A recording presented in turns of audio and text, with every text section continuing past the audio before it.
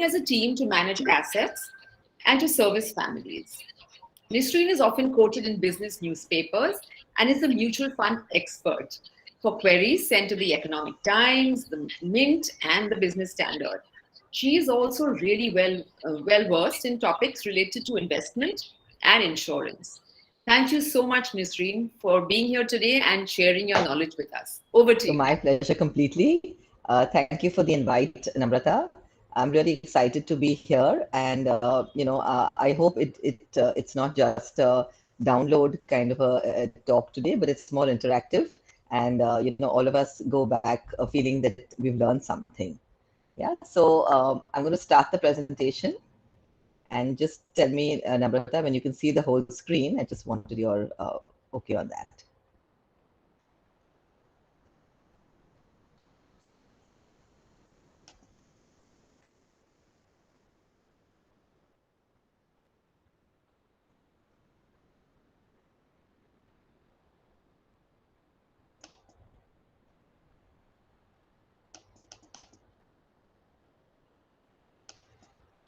Sorry, just a minute. No issue.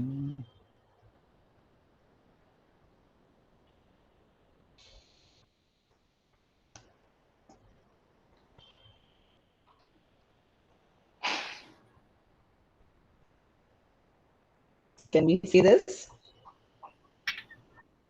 All right, Yes. great. Yes. Okay, so thank you again, Namrata, and welcome to all the participants today. I've been a certified financial planner, and I've been in this industry for the last 25 odd years, and picked up a few nuggets of wisdom which I'd like to share today. So today we talk about a life beyond fixed deposits. Yeah. So why fixed deposits is not the end all of all our savings instruments, and at some points of time it's important to look beyond. So basically, it's this is all about financial planning. So what we are trying to do here is more or less a step-by-step approach to meet your life goals, because you need a guide, to go through your financial journey, because life's journey is all about financial goals. Fortunately or unfortunately, whether you're planning a wedding, whether you're planning a holiday, whether you're planning your children's education, or whether you're planning your retirement, all these happy dreams and aspirations that we have are all related to money. So what you need to be really doing is to be in control of your income, your expenses, and your investments, so that all these life's goals can be easily met without too much stress. Or we change your life's goals, you either change your timeline, or you kind of increase or decrease the amount of money that you've set aside for that goal, depending on the status at that point of time. So we'll talk a little bit more about that later. Right now, we'll just discuss about why it's important to even think of the concept of financial planning, because what we want to do is, obviously, you want to have a higher level of savings, you want to enjoy a better standard of living. You also want to be prepared for emergencies, because that's something that happens suddenly, and you don't want to be left at a point of time when you might have a medical emergency or a job emergency without a sufficient bank balance or assets to fund that emergency. And most importantly, I think we want to achieve peace of mind, because that's one thing that you get if you kind of figured out that my financial assets and my financial life is organized. You feel much better, and you're able to concentrate on what you know best, and what you are fantastic at. So it's always two people who are walking down your journey. It's you as well as your money. And that's why, interestingly, our company is called Money Works, because we want your money to work for you. Yeah. So some of the few goals that all of us are definitely going to have broadly are wealth creation. We have to retire 25 or 30 years after you've started your work life. So, you have to you will be having a corpus at that time, which will be used towards your retirement corpus. You might have children that you would like to educate. You might be also having, an aspiration or dream to get your children married, say a destination wedding or something that, is going to be costly. And of course, you also have to save tax on an annual basis. So these are few of the goals that we incorporate when we talk about life and financial planning, because all of us typically will be, aspiring for some of these. Now, another thing, this is just all in a nutshell. There's inflation that will impact your journey. You'll have a contingency or an emergency. Then you'll have to also have an insurance plan in place, either medical or life. You also have to do a cash flow management, that every year you kind of know what your cash flow is all about. And basically, you want to have financial viability or stability. So these are all the goals in a nutshell. Now, one important thing that we forget about when we start our financial journey is the little worm that's going to eat into your annual savings, and that's inflation. So over the decades, the chart on the left will show you every year what your inflation has been, the average inflation. And the last, decade, which is 2011 to 20, is about 6.44. Currently, it's hovering around 7%. So if you earn anything on your investments which is below 7, it's like running on the treadmill but going backwards, or maybe just staying in place, because you're not going to be able to go ahead. Now, what you have to actually have to calculate is your real return. What is my return minus inflation? So if for example fixed deposits are earning us anywhere in the range of 4.5 to 5.5%, or even 6% for some senior citizens plans, you're actually just staying on the spot, or you're earning a negative real return. Okay, so that is something that we need to consider, because we all know how much petrol has gone up over the years, how much our tur dal is costing us, what are grains costing us, how much onion and tomatoes are costing us. So whether it's food, whether it's fuel, these are the important part of the consumer price index, the CPI, that we calculate every year. So over the last 5 decades, CPI inflation in India has averaged 7.71% per year. Okay, so that's a consumer price index. And that's the inflation that any housewife or any man of the house, also, if he goes out to buy fruits or petrol or clothes, we'll realize that, how much more we are paying on an annual basis. So even if we look between 1990 and 2021, the compounded annualized growth rate for petrol is about 7.5%. For wheat, it's 7.51%. For tur dal, it's 8.4%. So if you consider an average of this, which is about 7.5 to 8%, you will understand that you have to earn more in order to just keep pace with your standard of living that you're used to currently, nothing more. So another concept that I'd like to draw your attention to is the power of compounding. So the longer the investment horizon is, the greater the compounding has an ability to work. So in layman terms, it's interest on interest. So suppose you start with a lakh. At the end of the year, if you're earning about 10%, you'll have 1 lakh 10 rupees. At the end of the second year, you'll start with 1 lakh 10, and you'll apply a 10% compounding on that. So every year your compounding will work for you in your favor. And we actually call it the eighth wonder of the world. And as Albert Einstein has popularly named it, he who understands it earns it, he who doesn't pays it. Okay. So if you are compounding at say 8% a year, and you start with 1 lakh rupees, in 30 years, your rate of return is actually 10.1%. But if you compound at 15%, another 7%, your rate of return is 66%. And your corpus will be 60.7 lakhs compared to 6,70,000. So that's the difference that 7% will make for you over a 30-year period. Okay. So if you look at simple rate of return, it's 8%, 10%, 12%, or 15%, as mentioned in those 4 columns. But if you keep on compounding at those rates, the interest rates goes much higher. Your yield, or your yearly rate of return, which we call CAGR, compounded annualized growth rate, is actually 10% for somebody who's earning 8, 17.4% who's earned 10%. Somebody who's earned 12% is actually 30%. And if you have been really lucky and you've got a CAGR of 15%, your growth rate is at 66.2. So therefore, that's how much your money has grown, 66.2 times. Okay. So that's a pretty interesting concept, and I think we should all take advantage of compound, of your money compounding rather than earning at a simple rate of return, which is our target here. Now, 3 ways to make the best use of power of compounding. Start early. Okay. So the longer you have, if you have 30 years, then of course it's going to work in your favor. The second option, if you don't have the time, is of course you invest wisely and you seek a higher return investment product. Okay. Because that's a choice that you do have. Time may not be a choice that we have right now. And you grow your investments and invest regularly. So those, number two and number three are still within our capacity to, to do.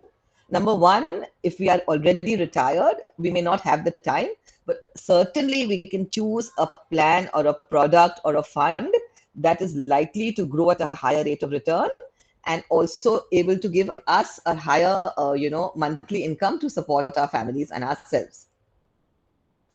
So this is a simple rule. It's called the 50-30-20 rule. So 50% of your income, you use it for your necessities, like, food, clothing, your electricity bills, your, maintenance for the homes, your rent, etc. 30% is for, maybe travel, movies, entertainment, leisure activities. And 20% of the income is for basically if you need to repay your debts or, you need to start saving for your financial goals. So this is something called a 50-30-20 rule. And so it's, necessary expenses, variable expenses, and 20% is your savings, okay? So if a lot of us are retirees now, this may not completely apply, but I've just kind of included it in the presentation today, just for information that we could apply if it's if possible. So this is another very interesting one. Is that what is the rule of 72? So basically, whatever rate of interest you are getting, if you want to do a quick calculation, when am I going to double my money?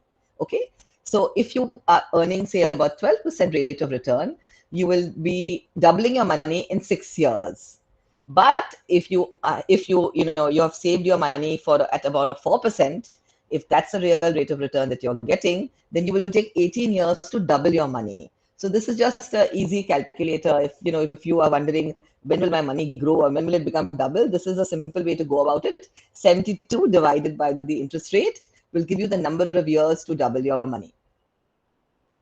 So typically, we have these kind of financial phases in our life.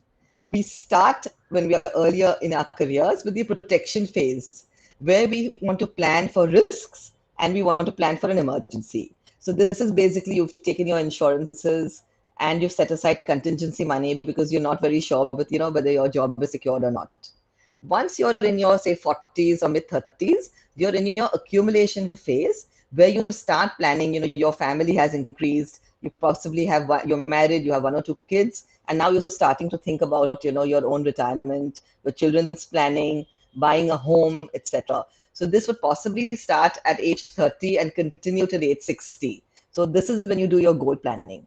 And 60 plus, you're in the distribution phase where you start wondering that, how am I going to plan for my retirement? You've already done that. So you start getting your money back and you start thinking of who and how will I leave my assets to if you have enough to, leave for your children and for your families.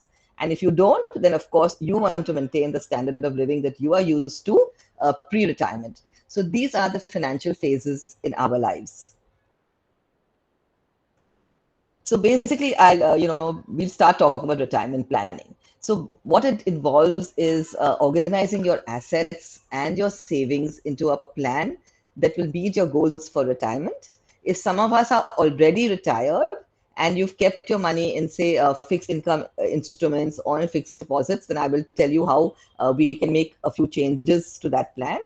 And you need to now figure out, so when we do the retirement planning, we normally take an age of about 85. So between 65 to 85 or 90 is what your retirement phase consists of. And you've earned or developed your corpus between 35 to 65. So you have 30 years to grow your corpus and 20 years to enjoy the corpus and to definitely maintain the standard of living that you are used to pre-retirement. So there will be some strategies that will be discussed, and I hope that you can take that advantage of that. So one of the things that we want to do is you want to make sure that your investment returns is not less than inflation, because this will destroy your purchasing power. If your investment return is equal to inflation, which I've already mentioned, it's 7.7% right now. So if you're earning anything less than that, you're actually in the third category where you are going to be, destroying your purchasing power. But if you're earning more than 7.7%, then only you can enhance your purchasing power. And if it's the same, then you're basically just on the treadmill, but you're staying there only. So one thing is that, we have too many choices. So there is certainly an amount of confusion. There's mutual funds, there's PPF, there's stocks, there's property, there's gold, there's bonds, there's bank deposits, fixed deposits, and etc. So, it's understandable that the investor is, all of us are going to be a little confused that what do we do now? So try to keep it simple. What's the difference between debt and equity? These are the keywords which keep on getting repeated, whether you're watching TV, any of the finance channels, or you're reading any of the newspapers. Basically what it means is that your capital will be protected in anything which is debt, which is an IOU, because the person will give you the debt back. A debt product is basically a fixed deposit, or say a fixed income mutual fund, where you are certain to get your capital back. In the mutual funds, it's not guaranteed. So sometimes, the investment can go up or down, but we'll talk more about it later. In equity, there is a possibility of getting a downside also, because you've all heard of the market return. So it can be up and down. Recently, there has been some volatility in the Sensex as well. So we've all been talking about how the Sensex has corrected and the market has gone down. What about in upside? Is there any upside in there? No. So if you've saved your money, or there's a fixed deposit of say 5% or 4.5%, that's exactly what you will get at the end of the year. But in equity, an upside is possible. Okay, so just as there's a downside possible, an upside is also possible. In a fixed income instrument, every year, like in a fixed deposit, you will get your interest, whether it's quarterly, half yearly, or annually. In equity, nothing is guaranteed. And what is debt? It's fixed deposits, it's fixed maturity plans, the post office schemes. And equity is all about shares, equity linked mutual funds, index ETFs, etc., etc. So there's a small trade-off here, okay? Because you want the upside, you have to be able to take that little bit of risk that goes with equity, okay? There is a way to manage the returns and the volatility in equity. It's like crossing the road, but not running across. You look left and you look right, right? It's very similar. So when you invest in equity, you're going to look left and right and make a plan that will match your risk tolerance. So the kind of mutual funds that we have typically are these four categories. We have equity mutual funds. We have bond or income funds, which are also called debt funds or fixed income funds. We have money market or liquid mutual funds, and there are hybrid funds, okay? Now, equity mutual funds are 100% in equities. There, the volatility will be much higher. In the second category, it's very similar to fixed deposits, but we call them fixed income funds in the mutual fund lingo. In money market or liquid funds, it's like a debt fund, but we invest in that for a few days. It's like a treasury bill that you have invested in. It can be up to 90 days. So it's for a smaller term. Therefore, the expected returns will also be lesser, because it's a very safe instrument, and it's a product that we can select, say, for an emergency fund that you are not very sure of, if you have a job insecurity, etc., or say money that you've kept aside for a medical emergency besides your medical insurance. This is a good way to keep the money. A lot of us keep money in the bank because you never know when you're going to go to the hospital, and you have a policy in place, but suppose the medical emergency can cost you more, then we just keep money lying around in the bank account. So that's also not very wise. We have an option for the emergency funds. And then we have something called hybrid funds, which is a combination of all these. So depending on your risk appetite, a mixture of all these funds are taken, depending on how much risk you can take. and also your family background. There is a financial and a demographic profiling done, where we will suggest the category of hybrid funds that you could invest in. Now, which plan to invest is also a little bit a tricky question. So if your age group is between 40 to 50 years, we would suggest an hybrid equity plan where the investor has a slightly higher risk appetite. And here the investment is more into equity and less into a fixed income plan. So here you will have reduced volatility as compared to a 100% equity plan. So it's a kind of a blend. And if you are above 50, then you will go in for a hybrid debt plan where the percentage of debt to equity is higher. Okay, so you're more into a like a bond fund, a fixed income fund, but you give a little flavor of equities in order to keep up with inflation. So that is also possible. So this is a product for a highly conservative investor who is not tolerant to the highs and lows of the equity markets. But you're looking for income enhancement. You're looking for something to substitute your fixed deposit interest. So that could be an option for you depending on your risk appetite. You could select either hybrid equity or a hybrid debt product. So this is a very, again, a thumb rule kind of a thing, or just a fun way that we discussed. How much equity should I have in my portfolio? So if you're in the age, if you're 55, then it's 100 minus 55. That means your equity will be 45% and your fixed income should be 55%. Now, this is not, a golden rule or anything, but it's just a way that if you want to just do a quick calculation for yourself, this is a way to go about it. If you're 65 years old, then your equity allocation should be 35% and your fixed income should be 65%. Having said that, of course, a detailed analysis is done before we actually give the equity and fixed income breakup. But this is a thumb rule which you could just do for yourself right now. So one question, one important statistic is that how has equity actually created wealth?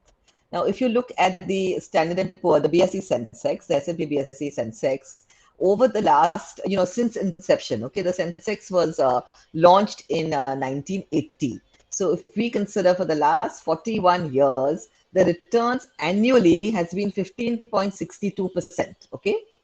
If we look at gold, it's 8.62, that's the bar in red. If we check out bank FDs, it's 8.13%. And your average inflation in the same time period between 1980 to 2021 has been 7.67%. So you can see the difference between the green line and the yellow line. That is only the alpha that you've created if you've been a fixed deposit investor throughout this period. If you've also introduced gold, then your alpha is about additional 1%. But if you have enjoyed an investment in equities, then it's nearly double. Okay, so that's the alpha that you have created for your own portfolio if you have invested into equities. So this is clearly telling us that we cannot avoid some amount of volatility in the portfolio, because obviously in the trade-off, you are sort of managing the risk or managing the volatility, but also earning a higher amount of return, having taken that volatility. So this is a risk return matrix. And so at the bottom of the pyramid, you have the fixed deposits or your fixed income funds or your liquid funds. So that's the one that you will take if you don't want any risk. And of course, you will be getting the least amount of returns because you have not been able to increase your risk tolerance a little bit. Then the ladder will go on to debt, which is your fixed income funds. We have medium-term plans, we have credit funds, we have corporate bond funds. So there are a lot of category in the debt in mutual funds as well, where instead of buying just one corporate bond, you'll get an array, and thereby you can avail of a higher rate of return. A step above that is your dynamic asset allocation funds, which is the crux of what we're going to talk about today. So those are the ones which keep on shifting between equity and debt. And so therefore managing your risk, but also promising you a higher return.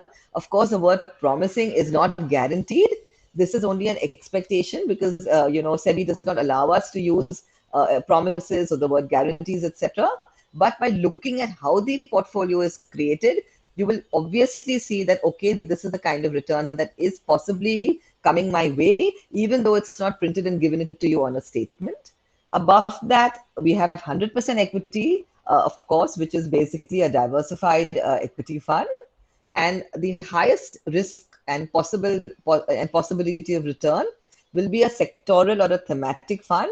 So, for example, in the last 2 years, we've all felt that pharma as a sector is going to do well because all of us are running for lab tests, and we all also being very careful about our health and wellness. So, the pharmaceutical industry, the health industry is going to do well, which is obviously the forecast in the last couple of years.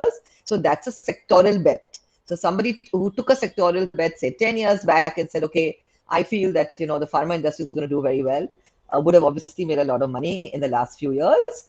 Similarly, you can take an IT bet or a technology bet or a commodity bet. So that's for somebody whose risk tolerance is much, much higher because the bets can go either ways. But having said that, we do give in a diversified portfolio, we give a slight percentage of the sectors just so that you have the flavor. At the same time, it's not weighted down with too much of sectoral themes. So this is the step ladder of your risk versus your return.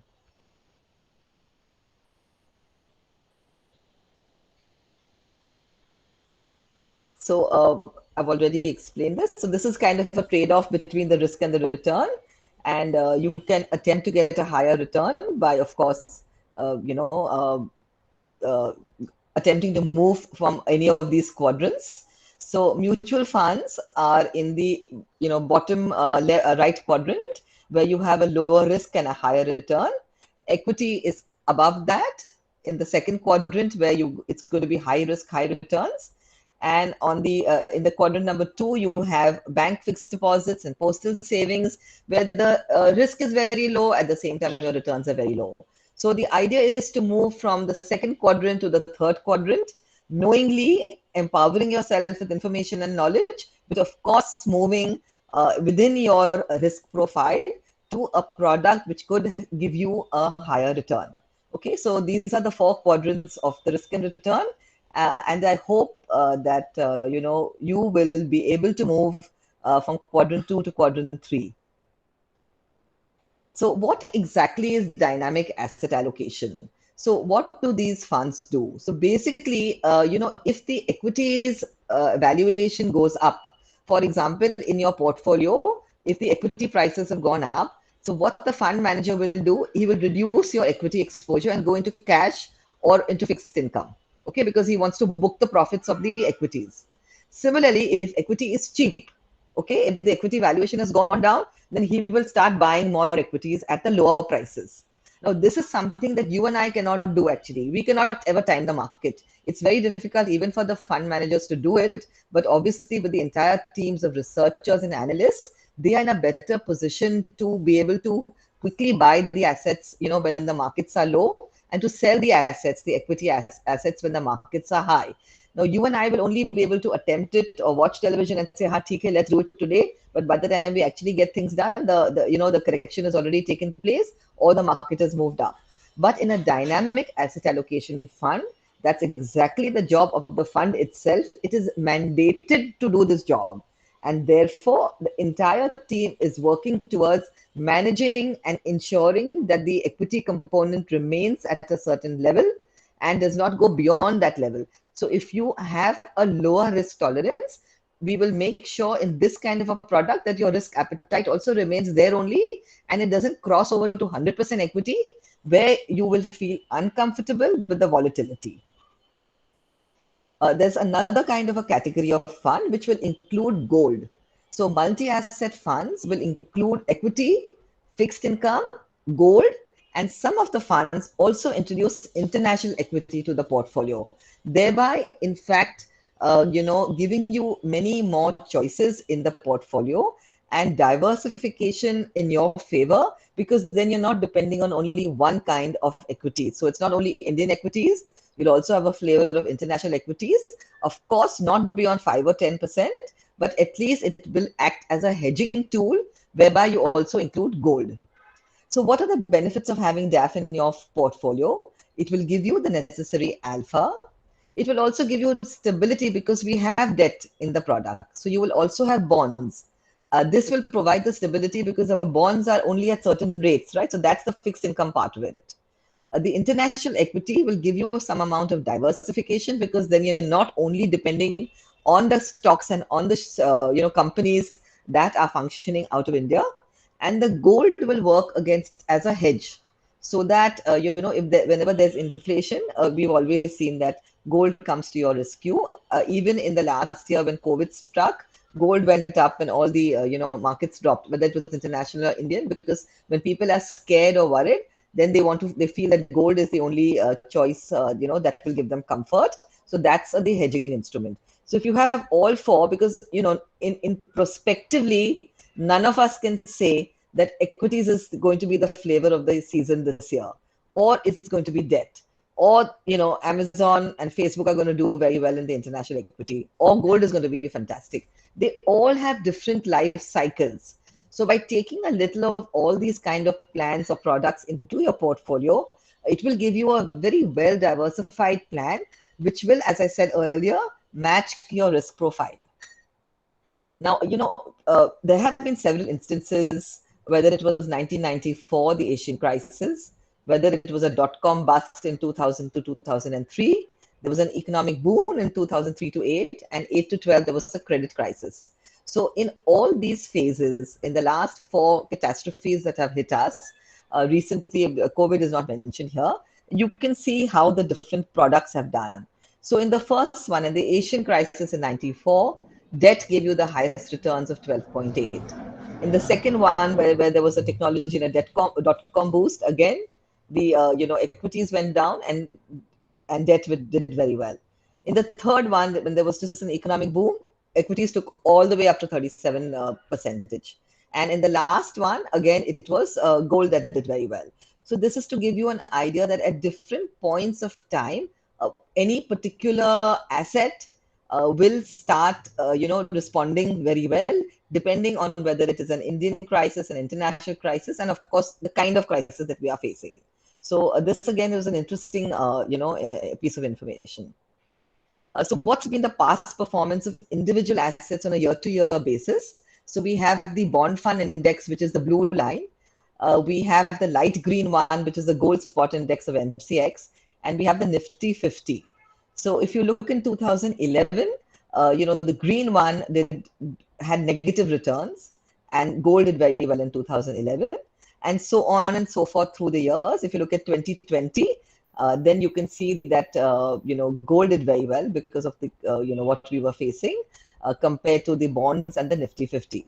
So gold tends to do well, as I said earlier, when there is a crisis. So in any of the years when there was a crisis, this will be the one that will be the hedging instrument and which will outperform. So in 19 and 20, possibly that's been the returns. But in the other years, say 14 or 17, we have Nifty 50. The component has, of course, outclassed the others. So these are some of, the names have been X'd out, but I just want to share some actual information. So this is the Nifty 50, which is the index. The 3-year return, which is on an annual. So this is the compounded annualized growth rate. 3 years, it's been 16%. 5 years, it's been about 15.6, averagely 16 again. And 10 years, it's given an average return, yearly average of 13.39%. So if you look at the multi-asset category, we've selected only one of the funds. The 3 years has given a return of 17.48. So that has outperformed the Nifty, again, because gold is included in the last 3 years. In the last 2 years, gold has done very well. In 5 years, it's underperformed the Nifty. And in 10 years, again, it's outperformed the Nifty because in the last 10 years, we've had 2 crises. If you go for a balanced advantage category, it's been averagely about 13.88 or 11.69. Between 2 funds, we've given you the actual returns. So you can take an average of, say, 12.5. 5 years, it's been around 11. and 10 years has given you a return of 13-14%. And an equity savings, which has a lower component of equity compared to the balance advantage category. So therefore, wherever the component of equity is lower, your return expectation is also going lower. So there you'll see a range of between 9 to 10%. Okay. So I just wanted to show this. Of course, having said that, retrospectively, you cannot select a fund based on its retrospective performance. But this is just to give you an idea that these are the 3-year, 5-year, and 10-year returns to kind of just give you a little bit of comfort level that this can work. But going forward, it's always pegged to the interest rate that is applicable at that time. So we attempt to give you an alpha over the interest rate currently. Okay, so the interest rate currently is between 3 to 4%. Our attempt is to give you alpha above that. In the 5-year, the 10-year category, the interest rates were also higher, so therefore the alpha might have been more. But if that is our job, to give you a spread or give you the alpha over the fixed income instruments, if we do that, then we are good. It's not very clear. I've shared actual investors' portfolios over here. So it may or may not be clear, but I'd just like to share. This is an HDFC Balance Advantage Fund. Client has invested about 4 lakh, averagely 500,000 rupees on 8th of May 2018.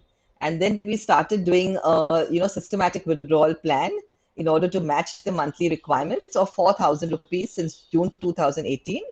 And the current value is about 4.9 lakhs, thereby indicating that in the last 3 years, there has been no capital erosion, and the amount of returns has been nearly about 1% a month. So that's how this calculation is done, and SWP on a basis of about 1% a month. So this is fairly decent, I would think. Of course, you can't match any other product. Of course, the investors also invested in 2018, so those kind of returns were possible then. But this is just to show you and give you an idea of the information. This again is another investor. She's invested 57.5 lakhs. This is ICICI Prudential Balance Advantage Fund. And the current value is 60.84 lakhs.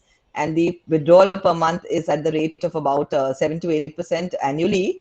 So she's withdrawing 42,750 rupees since June 2018. Okay, so these are the kind of the portfolios that we do, where we make sure that the investor has money every month. This lady is also a retiree, retired a couple of years back. And since 18, we've been managing a portfolio for the last, I think, 15 years or so. But when she finally retired, we had enough corpus to manage a monthly requirement. So we have a lot of retirees like this, where we take over their retirement corpus and we make sure that they get monthly income to manage all their requirements. And this lady, of course, is very comfortable. She travels and she does whatever she needs to do, and her aspirations are met. So basically, what are the determinants of the portfolio performance? It's 2% market timing, 4% stock selection, and 94% asset allocation. So that's exactly what we've been talking about all this while. How you have allocated your assets over different asset classes in order to match your risk tolerance, at the same time outperform fixed deposits and give you peace of mind. So these are a few quotes by well-known investors and people who manage other people's money. Benjamin Graham says the individual investor should act consistently as an investor and not as a speculator. Robert Kiyosaki says it's not how much money you make, but how much money you keep, how hard it works for you, and how many generations you keep it for.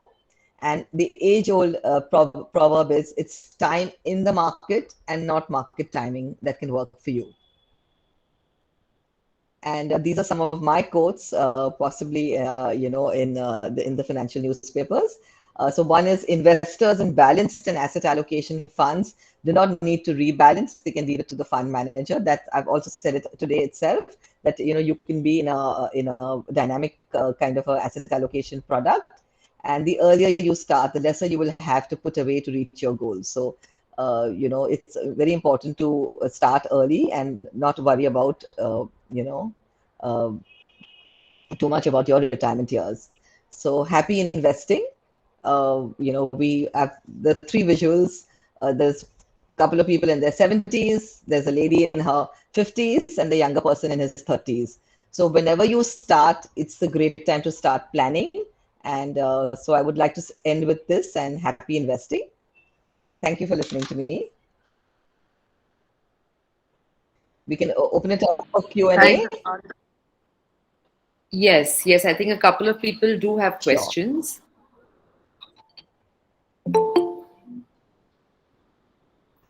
Yeah, go ahead.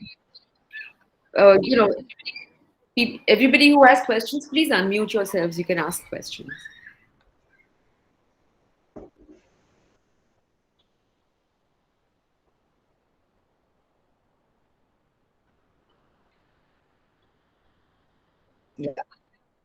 Yeah, go ahead. Yeah, I have a question.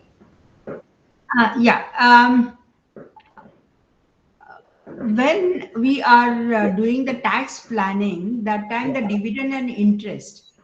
Can you talk about that? Because if suppose if we Right. invest in growth funds, then it is not taxable.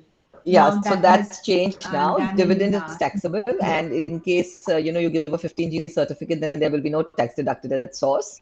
And also you have long-term capital gains or short-term capital gains are 15%, long-term capital gains is 10%.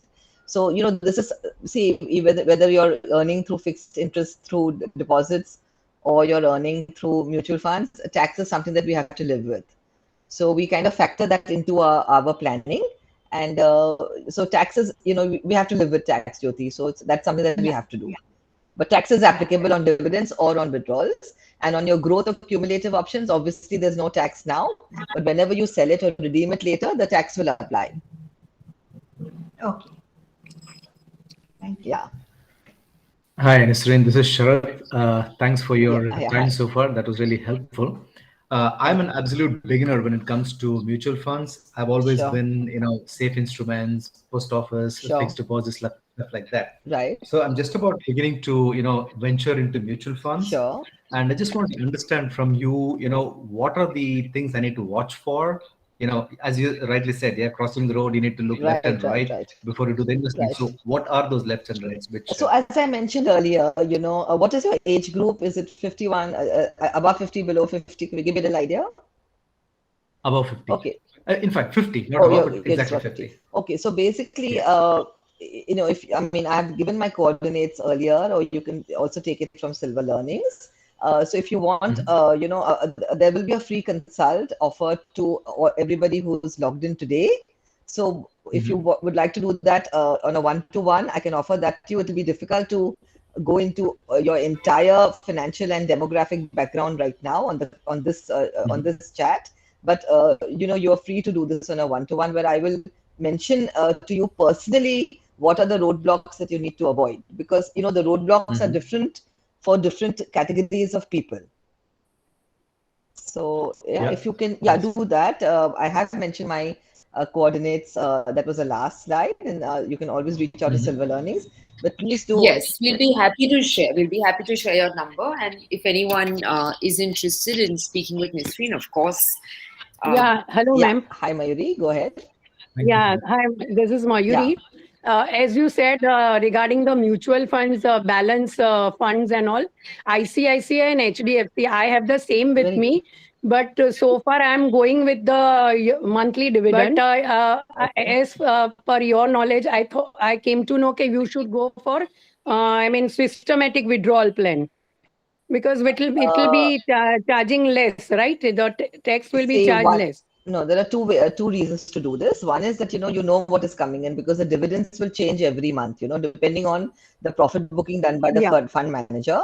So if you do a redemption, then up to 1 lakh rupees, you are not taxed. Okay, that's the limit that capital gains has for free, below the taxable limit. So for monthly, as you mean to say, any of the dividend option, that is monthly, whatever, yearly, whatever. No, the entire withdrawal. I'm talking about the entire withdrawal. Okay. The capital gain, Okay. the capital gain component is tax-free up to 1 lakh rupees. Okay, so you have a slight edge on that compared to the dividend, which is taxable. The entire amount will be considered for taxation purposes. But if you, So that should be done by, I mean, not individually, personally, it should be done by the fund manager. Very true. so that's why Like a consultant like you, yes, yeah. yes. So we can do that. You can take advantage of that And one. ma'am, Yeah, secondly, I am just going to be 60 in the month of April right. 22. So now, my all FDs and all, I'm just switching into, I mean, few months of bank deposits to get the money back and invest in senior citizen savings scheme, which will give me a regular flow of income quarterly. And secondly, Pradhan Mantri Vaya Yojana, Yeah, Vanna so Vaya that's Yojana, exactly, so that Mayuri, what I was talking about today. You need not be completely risk averse because both the plans that you are suggesting are completely zero risk tolerance. So since you've already been an investor of mutual funds and you've seen the growth and the possible returns that you've got, you already are an investor for both ICICI and HDFC Balance Advantage category. So you yes, can, yes, be a smarter investor, Mayuri. That's exactly what I was talking about. That don't be ekdam, like an ostrich and not look at other choices. So you can call me, have a free consult, at least hear the other yeah, choices which are possible, and then you take an informed decision rather than saying I don't yeah. want to know anything more and I'm just going to put it in these fixed deposit kind of instruments. No, right, So right, right, so the purpose of today's discussion was actually to empower all the the audience today and to let you know that there is a life beyond fixed deposits. So please, I urge you to do that free consult and to get a little more information personally for all your portfolios and then take a decision right. whatever suits you. But it's good Yeah, to be ma'am. a little informed. Yeah. Yeah, I want, like, as you said, I am totally agreeable. Yeah, So I want to fight the inflation also, beat the exactly. inflation. Second thing, I want a regular income without, tension free. I don't want a heck, this stress out life. I want to be stress free. के मेरा इतना Sure. आ जाता है ना मेरा daily expenses like monthly expenses, तो बाकी का जो होगा that is definitely wiser decision for mutual Yeah, funds and all. लेकिन अब fix income regular without any, I mean, बोलते हैं ना, अपना कैपिटल भी डेप्रिशिएट नहीं I होना agree with चाहिए you. उस हिसाब से, because these all are NAV Yes, based ना, yes, yes. Shares Yeah, and I yeah. Mean mutual Call fund. me. So I think Niyamat had Yes, a yeah. question about the Sharia compliance. So yes, we do have Sharia compliant MFs also. There's Tata Ethical Fund, so which comes to my mind, top of mind, and I can just let you know on a one-to-one for the other choices, Niyamat. So but Tata Ethical Fund is there, and that's completely as per Sharia. Thank you. Very, Thank you so very much. welcome. Any other queries or anything else on the chat? No, I think that's all on the. Wait 1 second. Is there something else? No, that's it on the chat. And any other questions, anyone?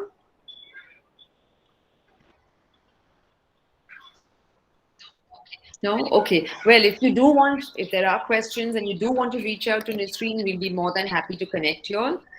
Thank you so much, Nisreen, for a very informative. Okay, there is a question. Bess Pinto has a query about Yes. NRIs. So again, Bess, it depends on the country that you are an NRI in, because some country, I'll have to look at this on a one-to-one. Certain funds, US and Canadians cannot invest. Certain funds, they can. So if you can connect with me, then I would definitely like to know. The NRIs have the same status as an Indian investor. Taxation is slightly different for an NRI investor. So if you can connect with me on a one-to-one, if you're in Dubai, then everything is available to you. All the choices which an Indian investor has, no problem at all. So you're good to go, Bess. Anything is, you have the entire option of investing options available to you as since you are a resident of Dubai. Any other queries? I hope I answered you, Bess.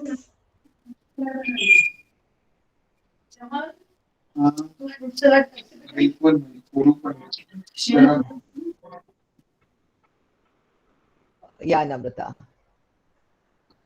Yes, thank you so much, All right. Nisreen. That was very informative, and very enlightening. I'm sure a lot of people will start to rethink how they've allocated all their assets and to, to figure out how to do that better. And like I said, if anybody does want to get in touch, do let us know. Sure. I think Bessie. Yes. Thank you again, Nisreen, for a wonderful, wonderful talk. Thank you so much for having me. I'm so happy to speak to you all today, and I hope I made a difference and been able to change your mindset in a very small way. And thank you for attending today. Thank you so much. I think Thank you. Lorraine has raised her hand. I don't know. Yeah, Lorraine has. Okay, if you want to Lorraine, do you have a question?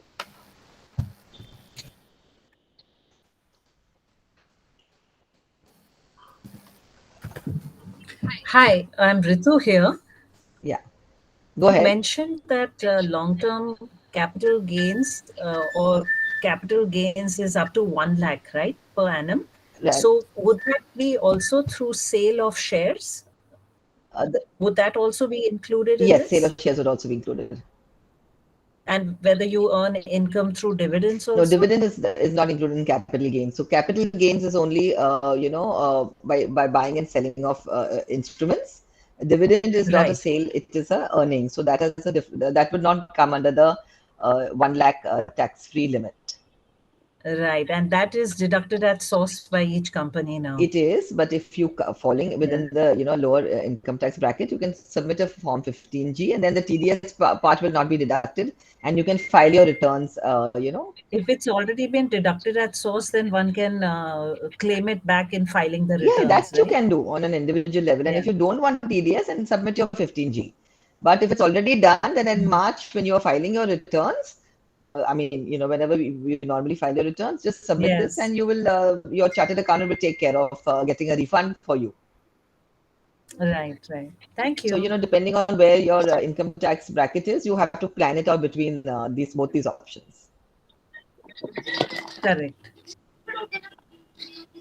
In mutual funds, what do you recommend right now? Well, that's a very broad question, Ritu, and so that would be on your one-to-one consult. It's very difficult because every mutual fund is good. It's just a question of what the mandate of the fund is and what matching you with a particular fund. So it's a very broad-based question. I won't be able to answer it right now. Right. Thanks a lot. Very welcome. Jolly, good to see you here. You and me both. Any other questions? Well, thanks again, Nisreen. Thank you. And thank you again for patiently answering all our questions as well. My pleasure. I'm sure there'll be many more, and we will get in touch with you. Thank you for having me. Bye, everyone. Bye. Bye. Good night, everyone.